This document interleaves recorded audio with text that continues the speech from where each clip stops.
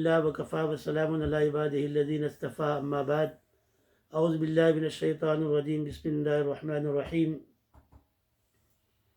وما ارسلناک الا رحمتا للعالمین صدق اللہ العظیم۔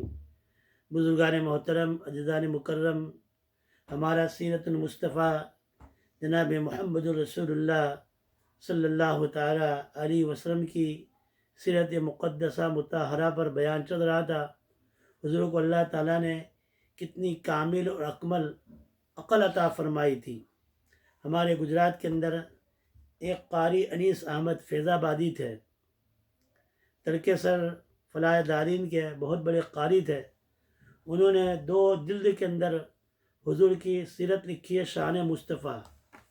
شان مصطفیٰ میں قاری انیس صاحب نے لکھا ہے کہ امام ابو نعیم نے حلیہ میں اور ابن عساکر نے وہاب ابن منبہ سے روایت کی ہے کہ آپ فرماتے ہیں کہ میں نے 70 کتابوں کا مطالعہ کیا، ان سب میں یہ لکھا ہوا پایا کہ جو عقل و فہم اللہ تعالیٰ نے حضور انور صلی اللہ علیہ وسلم کو عطا فرمائی تھی، اس کی عظمت اور رفعت کا یہ عالم ہے کہ ابتدائی آفرینت سے یعنی ابتدائی پیدائش سے لے کر انتہا تک،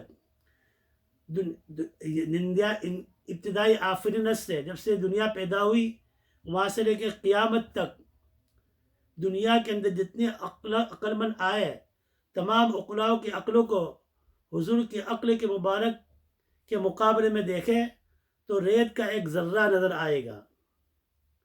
وَإِنَّ مُحَمَّدًا أَرْجَحُ النَّاسُ عَقْلًا وَأَرْجَحُهُمْ رَأْيًا، بے شک حضور صلی اللہ علیہ وسلم تمام دنیا کے انسانوں پر عقل و رائے کے اعتبار سے ترجیح حاصل تھی، جس کو آسان زبان کے اندر میرے استاد حضرت مولانا احمد اللہ صاحب رحمۃ اللہ علیہ فرماتے تھے، تمام عقل مندوں کی عقل مندی حضور کی پاؤں کے جوتیوں کے ذرات نیچے جو گرد و گوار ہوتا ہے اس کے برابر بھی نہیں ہو سکتی ہے۔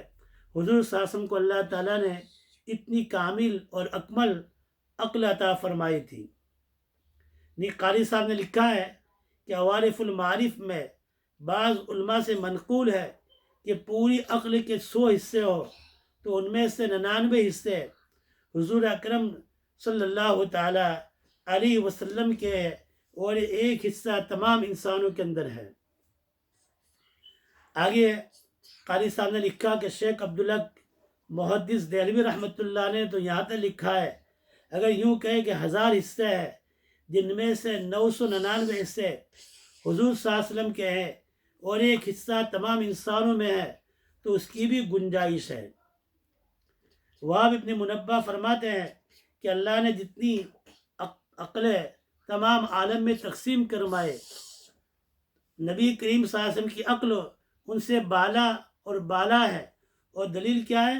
قرآن کریم ہے اور احادیث رسول ہے۔ اس میں غور و فکر کرے تو حضور اکرم صلی اللہ تعالی وسلم جو شریعت لے کر آئے اس میں کیسی کیسی حکمتیں تھی، کیسی علم کی باتیں تھی، عقل انسان حیران رہ جاتی ہے، جس کے سامنے تمام حکماء کی عقلیں جو ہے بے حقیقت ہو جاتی ہیں۔ حضور اکرم صلی اللہ علیہ وسلم کے اخلاق حمیدہ اعظم اور اتم اور کامل ترین اخلاق تھے۔ ان اخلاق کی اصل جو ہے، اخلاق کی اصل منبع اور جائے نمائش جو ہے عقل ہے، کیونکہ عقل سے علم و معرفت کے سوتے پھوٹتے ہیں، اس سے رائے کی قوت معلوم ہوتی ہے۔ تو حضور اکرم صلی اللہ تعالی علیہ وسلم کو اللہ تعالیٰ نے عقل عطا فرمائی تھی۔ سیرت کی کتابوں میں لکھا ہے کہ حضور اکرم صلی اللہ تعالی علیہ وسلم جس وقت پیدا ہوئے، آپ کی ولادت بعد شہادت ہوئی تو آپ کی شہادت کی انگلی آسمان کی طرف تھی اور آپ کی نگاہ آسمان کی طرف تھی۔ آپ نے آتے ہی ساتھ سب سے پہلے دنیا والوں کو توحید کا درس دیا ہے کہ تمہارا معبود ایک ہے، وہی عبادت کے لائق ہے۔ دنیا میں تشریف لاتے ہی توحید کی دعوت دی۔ اور سیرت کی کتابیں مطالعہ کرتے ہیں تو ہم سے پتہ چلتا ہے کہ حضور اکرم صلی اللہ علیہ وسلم کو ظاہری نبوت وحی کے نزول ہونے سے پہلے بھی آپ نے جو فیصلے فرمائے ایسے فیصلے فرمائے کہ بڑے سے بڑے عقل مند اور دانا ایسا فیصلہ نہیں کر سکتے۔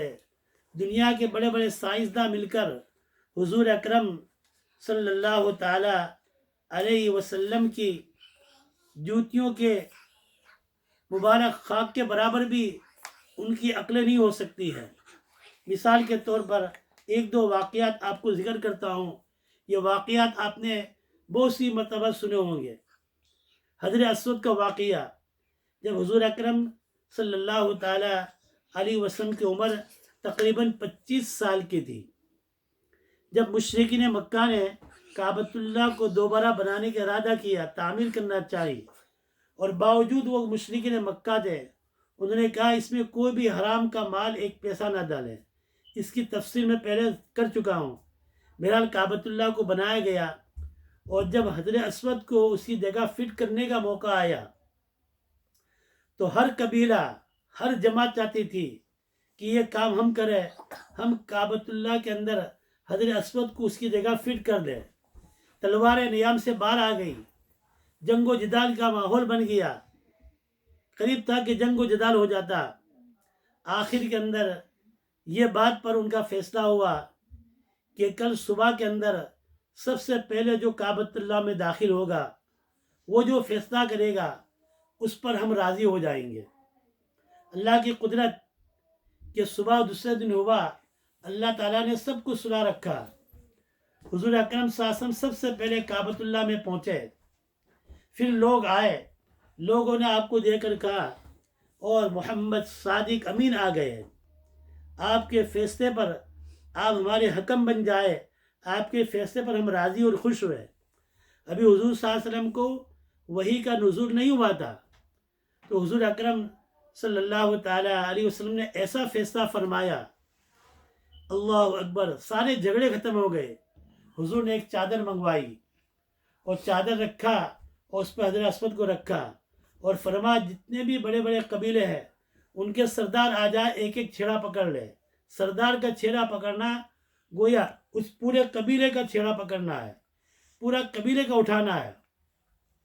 اٹھا کر لے گئے، اور جہاں حجر اسود کو فٹ کرنا تھا، حضور اکرم صلی اللہ تعالی علیہ وسلم نے اپنے ہاتھوں سے حجر اسود کو وہاں فٹ کر دیا۔ سارے جھگڑے ختم ہو گئے۔ یہ حضور کو وحی کے نازل ہونے سے پہلے آپ نے یہ فیصلہ فرمایا تھا، کیسا عقل مندانہ فیصلہ تھا۔ اللہ اکبر۔ غزوہ بدر کا موقع تھا، حضور اکرم صلی اللہ علیہ وسلم 313 صحابہ کو لے کر گئے تھے، اور میرا خیال ہے کہ تعلیم لمبی ہو جائے گی، یہ واقعے کو میں انشاءاللہ تعالی کل کی تعلیم میں ذکر کروں گا۔ اللہ تبارک و تعالی ہم سب کو حضور کی سچی محبت، عقیدت، عظمت نصیب فرمائے، اور حضور کے حکموں پر ہمیں مر مٹنے والے جذبے عطا فرمائے، حضور کی سنتوں سے محبت عطا فرمائے، اپنی زندگی میں حضور کی سنتوں پر عمل کرنے کی توفیق عطا فرمائے۔ وآخر دعوان الحمدللہ رب العالمین۔